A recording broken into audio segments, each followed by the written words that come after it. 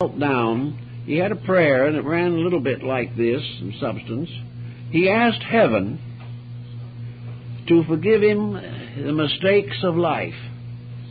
And if in his country there was hunger, if there was political disturbance, if there was war, if there was contention and discord, intolerance or intemperance, the emperor said to his celestial Father, "Let me carry the blame. I am the ruler. If I have not been able to rule according to the rules of heaven, punish me, not them." For a nation that is in trouble because its leaders have not kept the rules. This was China.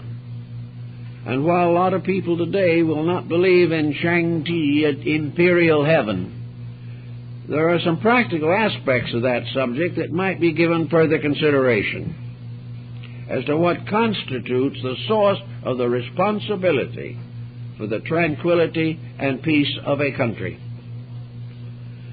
The Japanese have a very delightful ceremony every year in which the spirits of the dead come back. Now, this apparently arose in China originally in what we like to call ancestor worship. Now, ancestor worship to us would be completely unbelievable, or at least not very likely. But in China and Japan, ancestor worship is important. Now, the spirits come back, according to them. And they come back on a certain day of the year. And the family goes with lanterns to the cemetery to bring back the spirit of their relatives in a little procession to their home. They don't see the relative, but they know he's there. And they have a special seated table for him. And they give him a feast and a banquet. And they also know that he knows, by reading their minds, what their thoughts are. Therefore, it is necessary to have a pretty clean mind and be sure that all is well. And when the ancestor comes, he's going to be interested in certain things. And if he is pleased with what he sees, he will go back to the other world for another year and be very happy in a heavenly state. But if things on his living descendants are not good, and they've not kept the rules, then he goes back and he is very sorrowful. And it is a great mistake in Chinese and Japanese logic for the ancestors to be sorrowful, because there's only one reason why they can be, and that is because their living descendants have failed. So what the ancestor wants to know, for example, is the family in debt? For before this ceremony, it is considered necessary that every bill be paid, even if you have to sell half the family belongings to do it.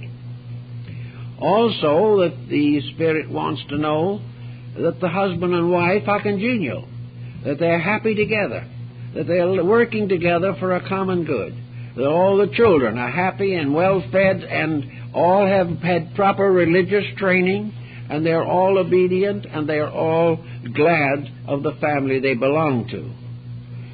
And they are taught in turn to be prepared so that when they grow up and their parents go into the world of spirits, that their parents will be always welcome to come back and find that their children are happy, contented, living well, working hard, cheerful, and religion-centered.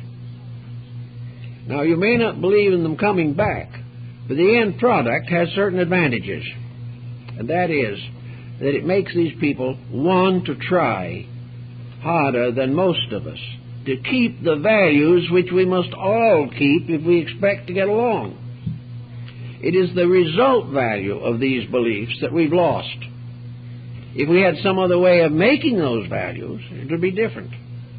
But when we took all of the gods out of the heavens, when we took all of the spirits out of the forests and of the lakes and the mountains, when we began to think in terms only of our own personal advantages in this world and forgot there was any other until too late, under those conditions we have sacrificed some beautiful superstitions to get a group of new, unpleasant superstitions which are just as unprovable.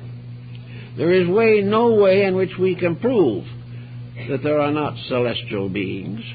There is no way we can say that all the inhabitants of nature are visible to us, because we have a very limited visual field.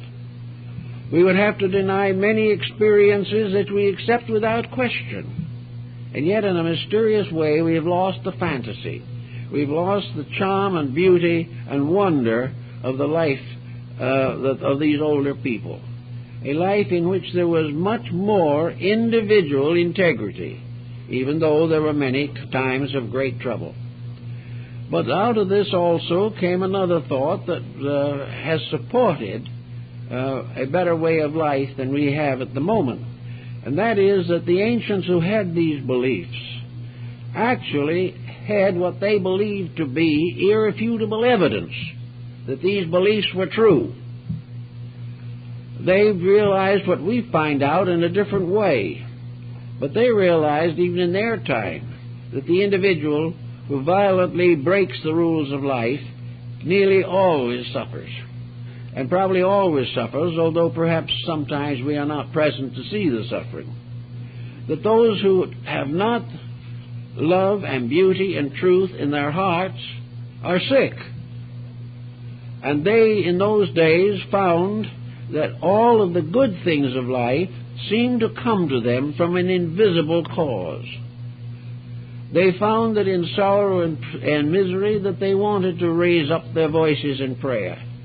We still pray, because some way we know that beyond our unbelief there is a greater believing that is true. Now, we don't have to go back again to the superstitions of the past, but we do need to deepen our own believing. We need to have a greater resource in personal internal insights. Today, things are breaking more or less in that direction. More and more now, the importance of the unseen is regaining its domination in life. More and more, we are beginning to realize that we cannot live by bread alone, especially white bread. We also are beginning to recognize the tremendous importance of visualizing a larger universe with greater rules, greater purposes, and greater achievements than those of one little planet. We also are coming more and more to realize that to discover the great truths of life, we will have to do what the old Indian did, or the Egyptian priest, or the Greek mystic, or the early Christian saint. We have to commune with life itself. We have to be still and know if we want to know what the rules are. We cannot simply take these rules from each other. We've got to search inside of ourselves for the source of these rules.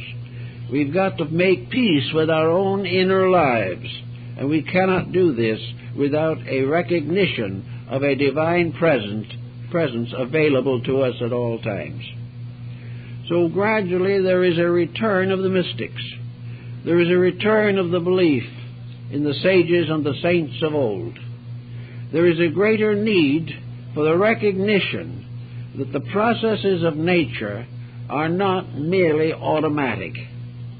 The Greeks believed that flowers and trees were taken care of by little elemental spirits who guarded them and guided their destinies, that everything that lives has a protector, and everything that lives must in its own turn protect something else. Man, being a comparatively advanced creature, has many things it must protect. He must gain the wisdom and the will to be the good gardener in his planet.